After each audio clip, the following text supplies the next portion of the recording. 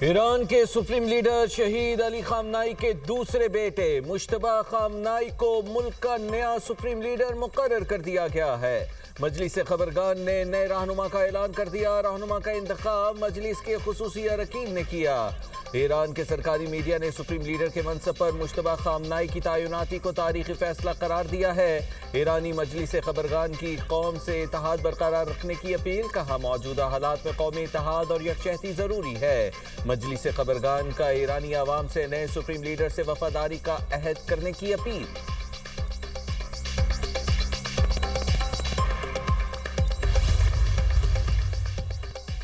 نئے supreme leader کے انتخاب میں واشنگٹن کی رائے بھی ہونی چاہیے۔ امریکی صدر ڈونلڈ ٹرمپ امریکی نشریاتی ادارے کو انٹرویو، کہا خامنائی کے بعد نیا رہبر زیادہ دیر نہیں رہے گا۔ ہر 10 سال بعد ایران معاملے پر واپس نہیں آنا چاہتے، جبکہ ایرانی حکومت سے تعلق رکھنے والے شخص کو قبول کر لیں گے۔ ایرانی افزودہ یورینیم ذخائر پر قبضے کے لیے فوج بھیج سکتے ہیں۔ ایران کے معاملے پر تمام آپریشن زیر غور ہیں، سب کچھ ممکن ہے۔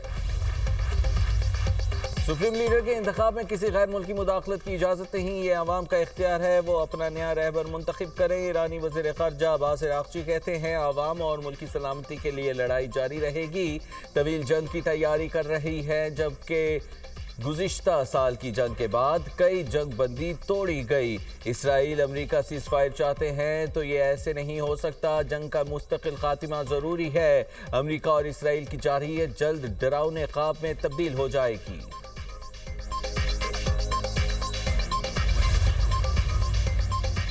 ایرانی صدر مسعود پزشکیان کا آذربائیجان کے صدر الہام علیوف سے ٹیلی فونک رابطہ، خطے کی صورتحال پر بات چیت۔ ایرانی صدر کا کہنا تھا آذربائیجان میں گزشتہ ہفتے ڈرون واقعے میں ایران ملوث نہیں۔ صدر آذربائیجان نے کہا واقعے کی حقیقت معلوم کرنا ضروری ہے۔ آذربائیجان میڈیا کے مطابق ایرانی صدر کی واقعے کی مکمل تحقیقات کرانے کی یقین دہانی بھی کرائی ہے۔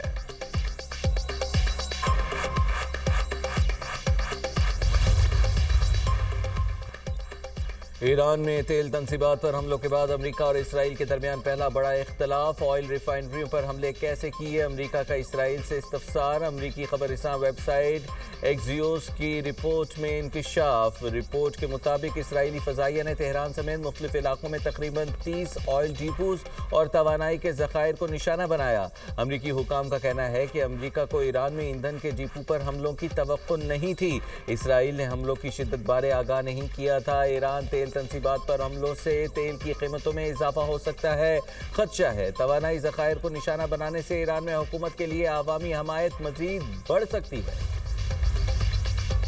ایران کی تیل تنصیبات پانی کے ذخائر پر حملے، تیل تنصیبات پر لگی آگ پر تاحال قابو نہیں پایا جا سکا۔ کرج میں آئل ڈیپو پر حملوں سے گھروں کو بھی نقصان پہنچا۔ حملے میں 6 افراد جاں بحق، کئی زخمی ہو گئے۔ نجف آباد پر حملوں میں 20 سے زائد افراد شہید۔ پاسداران انقلاب کا کہنا ہے ایران پر حملے جاری رہے تو جنگ کی آگ مزید پھیلے گی۔ ایران پر حملے نہ صرف شہری ہلاکتیں بڑھائیں گے جبکہ امریکہ نے کچھ حاصل نہیں کیا۔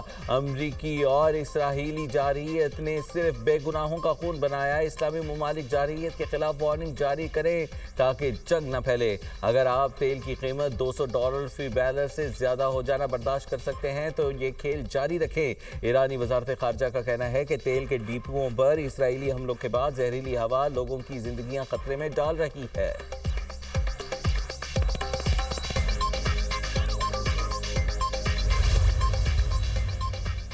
ایران پر ایک ہفتے میں 3400 فضائی حملے کیے، ترجمان اسرائیلی فوج کا دعویٰ، کہا امریکی مدد سے ایران کے 150 دفاعی نظام ناکارہ کیے۔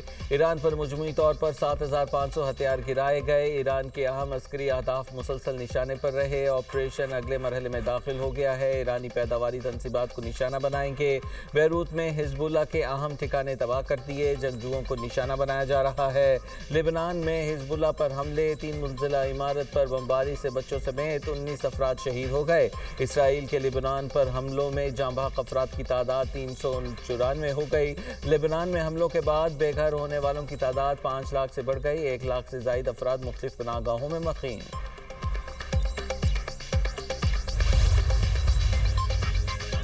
ایران کے حملوں میں زخمی ایک اور امریکی فوجی ہلاک۔ آپریشن ایپک فیوری میں ہلاک فوجیوں کی تعداد 7 ہو گئی۔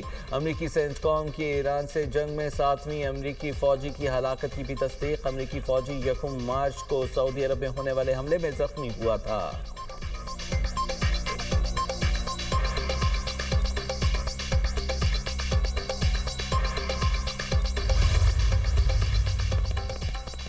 مشرق وسطی میں امریکی تنصیبات ایران کا نشانہ۔ سعودی دارالحکومت ریاض میں عمارت پر دھماکہ خیز مواد گرنے سے 2 افراد ہلاک، 12 زخمی۔ سعودی محکمہ شہری دفاع کا کہنا ہے مرنے والے افراد کا تعلق بھارت اور بنگلہ دیش سے تھا۔ زخمی تمام افراد بنگلہ دیشی ہیں۔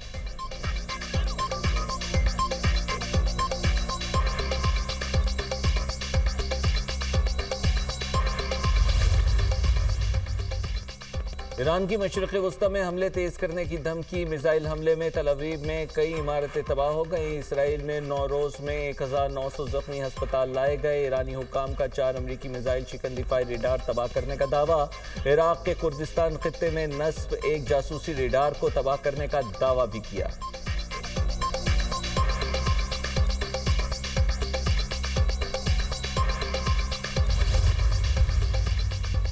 ایران کی تیل تنصیبات پانی کے ذخائر پر حملے۔ تیل تنصیبات پر لگی آگ پر تاحال قابو نہیں پایا جا سکا۔ کرج میں آئل ڈیپو پر حملوں سے گھروں کو بھی نقصان پہنچا۔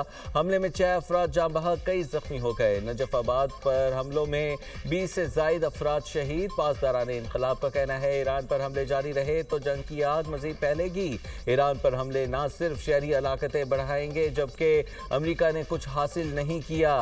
امریکی اور اسرائیلی جارحیت نے صرف بے گناہوں کا خون بنایا۔ اسلامی ممالک جارحیت کے خلاف وارننگ جاری کریں تاکہ جنگ نہ پھیلے۔ اگر آپ تیل کی قیمت $200 فی بیرل سے زیادہ ہو جانا برداشت کر سکتے ہیں تو یہ کھیل جاری رکھیں۔ ایرانی وزارت خارجہ کا کہنا ہے کہ تیل کے ڈیپوؤں پر اسرائیلی حملوں کے بعد زہریلی ہوا لوگوں کی زندگیاں خطرے میں ڈال رہی ہے۔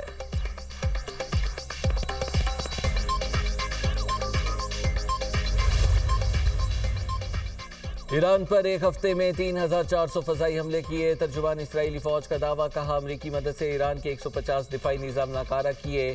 ایران پر مجموعی طور پر 7500 ہتھیار گرائے گئے۔ ایران کے اہم عسکری اہداف مسلسل نشانے پر رہے۔ آپریشن اگلے مرحلے میں داخل ہو گیا ہے۔ ایرانی پیداواری تنصیبات کو نشانہ بنائیں گے۔ بیروت میں حزب اللہ کے اہم ٹھکانے تباہ کر دیے۔ جنگجوؤں کو نشانہ بنایا جا رہا ہے۔ لبنان میں حزب اللہ پر حملے، 3 منزلہ عمارت پر بمباری سے بچوں سمیت 19 افراد شہید ہو گئے۔ اسرائیل کے لبنان پر حملوں میں جاں بحق افراد کی تعداد 394 ہو گئی۔ لبنان میں حملوں کے بعد بے گھر ہونے والوں کی تعداد 5 لاکھ سے بڑھ گئی۔ 1 لاکھ سے زائد افراد مختلف پناہ گاہوں میں مقیم۔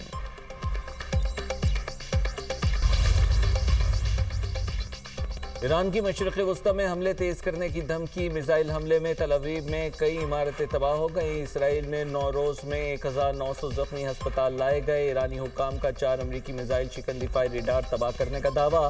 عراق کے کردستان خطے میں نصب ایک جاسوسی ریڈار کو تباہ کرنے کا دعویٰ بھی کیا۔